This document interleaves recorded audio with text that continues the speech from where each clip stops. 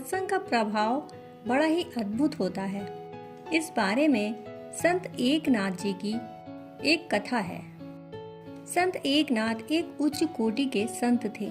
उनकी निर्मलता, सहृदयता व समदर्शिता सदा उनके आचरण से प्रस्फुटित हुआ करती। एक दिन रात्रि में उनके यहाँ हरि कीर्तन हो रहा था। उसमें कई श्रद्धालु, भक्त, शिष्य शामिल थे। उसी समय 3 चोर कहीं से आए और कीर्तन मंडली में यह सोचकर शामिल हो गए कि कीर्तन समाप्त हो जाने पर जब सभी कीर्तनकार चले जाएंगे तब वे इस घर में चोरी कर भाग जाएंगे। कीर्तन समाप्त होने पर सभी कीर्तनकार चले गए। रात्रि 2 बजे के लगभग चोरों ने संत एकनाथ के घर में चोरी करना आरंभ किया। घर में जो भी बर्तन, कपड़े दिखाई पड़े उन्हें बांधकर ले जाने लगे। पर उन्हें लगा कि घर में अभी और भी सामान हो सकता है और ऐसा सोचकर वे दरवाजे से पुनः घर में घुसकर इधर उधर सामान ढूंढने लगे। इसी क्रम में वे पूजा गृह, देवगृह में पहुंच गए, जहां बैठकर संत एकनाथ पूजा पाठ एवं भगवत ध्यान किया करते थे। चोरों ने देखा कि उस घर में एक दीपक जल रहा है और संत एकनाथ आसन पर बैठकर समाधि के आनंद में मग्न हैं। यह दृश्य देखते ही चोरों की दृष्टि बाधित हो गई और उन्हें कुछ भी दिखाई देना बंद हो गया।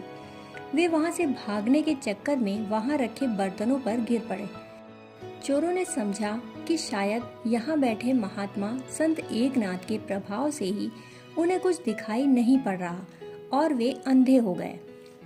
वे सभी वहीं पास में ध्यान समाधि के आनंद में निमग्न संत एकनाथ के चरणों पर गिर पड़े, रोने लगे और माफी मांगने लगे। ध्यान में मग्न सहृदय संत एकनाथ जी ने आंखें खोली और उन चोरों की दशा देखकर द्रवित हुए। उन्होंने उन चोरों की आंखों पर हाथ फेरा। उनके हाथ फेरते ही चोरों की दृष्टि वापस लौट आई। यह चमत्कार देखकर चोर चकित हुए। उन सब ने संत एकनाथ जी को सारी बातें बताईं कि कैसे वे चोरी कर उनके घर से भाग रहे थे। सहृदय संत एकनाथ जी ने चोरों से कहा, तुम लोग बहुत थक गए होंगे, इसलिए पहले भोजन कर लो, फिर जो भी सामान ले जा रहे थे वह लेकर चले जाना। हम तुम्हें सामान ले जाने से नहीं रोकेंगे, बल्कि तुम्हें सामान ले जाने में मदद भी करेंगे। कोई संकोच मत करो, तुम प्रेम पूर्वक भोजन ग्रहण करो, फिर जाओ। इतना कहते हुए संत एकनाथ ने अपनी उंगली की अंगूठी निकालकर उन चोरों की ओर बढ़ा दी। संत एकनाथ के उस व्यवहार को देखकर उन चोरों के मलिन चित्त में भी हलचल हुई। हम जैसे चोरों के प्रति भी ऐसा प्रेम व्यवहार, भला यह कोई सामान्य व्यक्ति नहीं हो सकते। चोरों ने मन ही मन यह सोचा।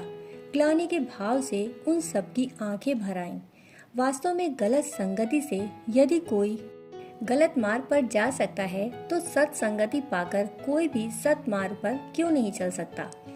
कई बार दुर्जन या बुरे लोगों की संगति पाकर लोग बुरे मार्ग पर चल पड़ते हैं, पर यदि बुरे मार्ग पर चलने वाले लोगों, दुर्जन लोगों को गलती से भी संतों की संगति मिल जाए तो उनका जीवन सुधर सकता है, मधुर हो सकता है।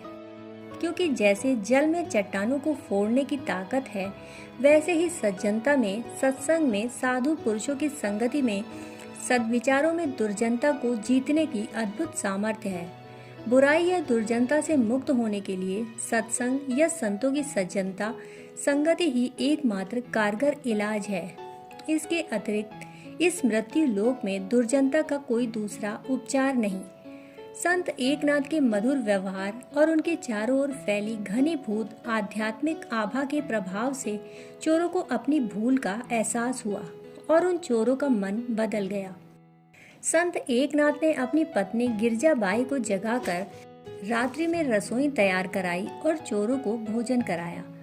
चोर अपने साथ कुछ भी नहीं ले गए। यदि वे कुछ साथ लेकर गए तो संत एकनाथ की सहृदयता, उदारता का स्मरण, उस स्मरण से शुद्ध होकर उन सब ने चोरी करना छोड़ दिया। वे सदाचार पूर्वक रहने लगे और बार बार संत एकनाथ महाराज के कीर्तन और उपदेश सुनते हुए अंत में सद्गति को प्राप्त हुए। सचमुच ही सत्संग की कैसी अद्भुत महिमा है। संतों की संगति से सचमुच बुरे से बुरे व्यक्ति का जीवन भी बदल सकता है।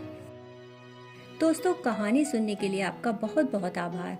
फिर मिलते हैं ऐसी ही कहानियों के साथ। तब तक के लिए धन्यवाद।